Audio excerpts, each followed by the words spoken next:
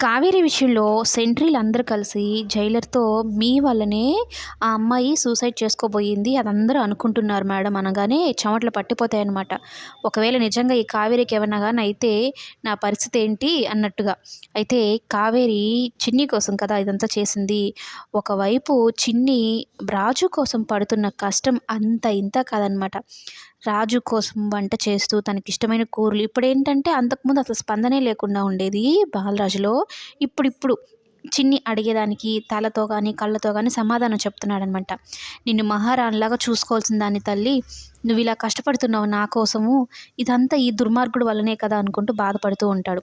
అయితే చిన్ని రాజు కోసం వంట చేస్తూ ఉంటే, ఈ అల్లరి మూక పిల్లలున్నారు కదా! వాళ్ళు టపాసులు కాల్చి రాజు దగ్గరలో ఏసేస్తారు. ఏమైందో ఏమో అని పరుగు పరుగున వచ్చి రాజుకి ఏం కాకుండా తను అడ్డుపడుతుందనమాట. చిన్న చిన్న ఒక తల్లి బిడ్డకి ఏం కాకూడదు అన్నట్టు ఎంత ఆరాటపడుతుందో ఆ విధంగా. అప్పుడు వాళ్ళని ఒక చూపు చూస్తుంది.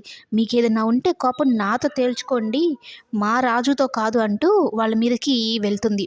వాళ్ళ మీదకి అలా వెళ్ళడం అంటే కోపంతో వెళ్ళడం చూసిన రాజు అయితే ఒక్కసారిగా కావేరిని గుర్తు చేసుకుంటాడు. మీ అమ్మలాగే నువ్వు కూడా ఎవరైనా తప్పు చేస్తే అస్సలు తట్టుకోలేవు, సహించవు. మీ అమ్మ లక్షణాలే వచ్చాయమ్మా నీకు అనైతే అనుకుంటూ ఉంటాడు. కానీ ఆ పిల్లల్ని మందలిద్దామంటే తిను లేయలేడు. కానీ రాజును కూడా వాళ్ళు హేళన చేస్తారనమాట. అస్సలు తట్టుకోలేకపోతుంది.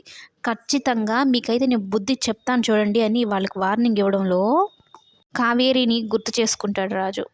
మొత్తం అమ్మ పోలికలే అన్నట్టుగా. జాలి, దయ, గుణం, తప్పు చేస్తే వదలకపోవడం ఇవన్నీ కావేరి లక్షణాలే అన్నట్టు అనుకుంటూ ఉంటాడు.